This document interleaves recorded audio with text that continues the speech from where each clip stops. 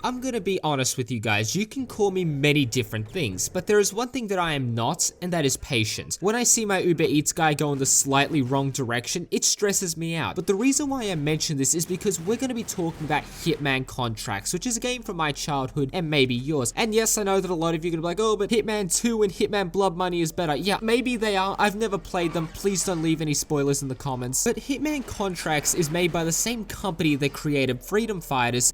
Where is your girlfriend, citizen?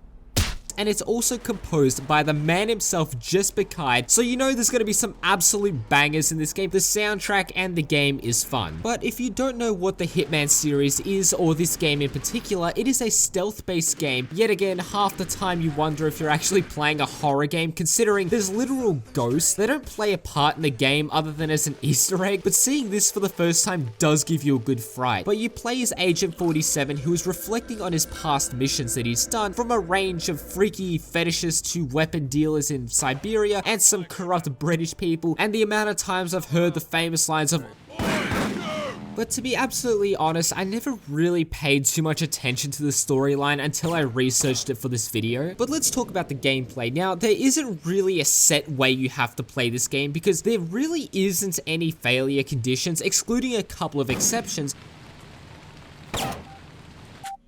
But you can quite literally get a fully automatic weapon, roll into this place, and just start gunning people down. Civilians, suspects, like anyone, there's no consequence. Really, the only thing that is affected is your end score, where you'll be labeled as a mass murderer. However, by doing this, you do miss out on a lot of the side content that includes freeing a hooker, talking to bartenders who give you pieces of useful information, and even pretending to be a triad boss and attending a meeting with another gang leader and the chief of police. But the game relies on your patience, planning, and trial and error, because it will take you a couple of runs before you have a proper plan and have analyzed the behavior of the AI. If you complete a mission with 0 casualties, excluding the ones that are necessary for completion, as well as don't get detected, you'll get the silent assassin rank. And I went my whole life not knowing this because I was writing the script like, oh, you know, you just gotta rely on your skills, you know, there's no upgrades or anything. Turns out if you do complete a mission perfectly, you'll actually unlock better variants of guns that include suppressed and dual wield variants. Heck, there's even an Easter egg where if you obtain a special keycard, you can find a mental patient with a minigun. It's really unclear how this guy got a minigun. I'm just assuming that he activated cheat codes. But in terms of equipment, you have the iconic AMT 1911, fiber wire, a syringe which is less than lethal, night vision and binoculars which I never really found any useful, and a lockpick. But there are plenty of guns that you can find around, such as multiple pistols, ARs, snipers, shotguns, and even a cardboard tube that can propel people.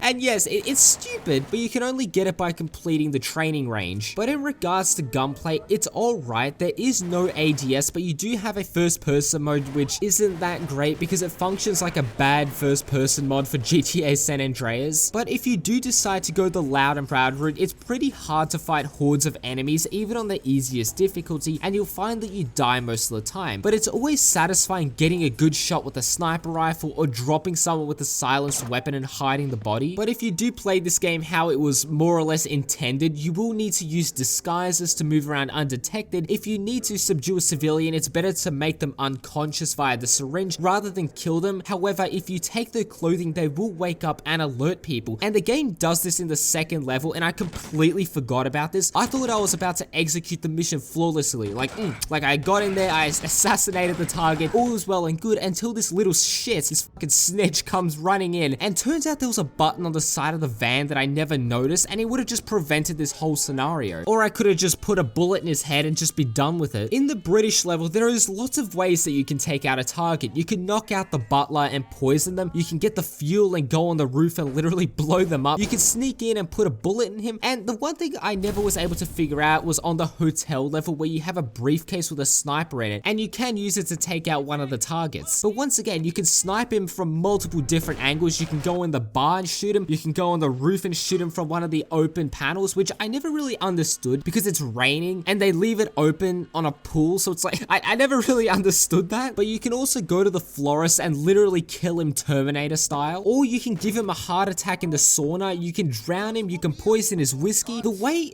like the thing about this game, the thing that I love about this game is that the way you kill someone really boils down to your sick imagination. Excluding the other Hitman games, which I haven't really played, but I'm specifically focusing on Hitman Contracts, but I can't think of any other game, and I would love to be corrected on this, where you can just go crazy, go wild, just let your imagination flow in how you want to kill someone. And also, you gotta remember that the people that you do kill in this game more or less deserve it, so I mean, it's not like you're really killing innocent people. Heck, I even put laxatives in this guy's soup and literally stole his identity, and then go meet the weapons dealer completely undetected. Even in one of the triad missions, which personally I'm not too much of a fan of, I prefer the earlier missions in the game, but I was so bad at the game that really I just went in loud and proud and just started gunning everyone down, and I missed so much side content because turns out I can go in there, meet a prostitute, she'll give me a code to one of the safes that I need to open if I free her, but the thing is there are 4 different safes and it's randomized every time I do the level, and then she tells me that there's a CIA agent in the basement. I go down there, I can also acquire a special key card that allows me to get the minigun, but I free the CIA agent, he tells me which safe the figurine is in, and then I can just assassinate the targets, and I can do this by either just going there and just shooting them, or I can just poison the fat sumo guy, have him go to the bathroom, then kill the target and leave, completely undetected. But this is where planning and patience comes in. If you have these characteristics, then you're able to really plan out a thorough approach to taking out a target. But in regards to the levels, there are 12, and a couple of them are the same, but majority of them were extremely memorable, and a lot of these things are ingrained in my memory since my childhood, but the maps are complemented by an absolutely dark atmosphere. From what I've heard, this game is much darker than the other ones. It's always nighttime and sometimes it's raining, and truth be told, I have played Hitman Absolution, and I didn't have that same dark, gritty feel that I got from Hitman Contracts, and that's kind of why I didn't like Hitman Absolution that much. And that's also the reason why I probably won't like Blood Money that much, because it's, you know, it's Vegas, it's gonna be all bright and fancy, and that's also how you can compare Fallout New Vegas to Fallout 3. New Vegas society is a lot more developed, and it doesn't have that depressing tone that Fallout 3 has, which is also why I prefer the map as well as the overall atmosphere of Fallout 3. But obviously, you know, Fallout New Vegas storyline is second to none in my opinion. However, one thing that I do want you to do is click the video on screen because I'm sure that you'll like it, as well as like and subscribe. Anyways, my name is Tansu. I hope you guys enjoyed today's video because I will catch you guys in the next video. Peace.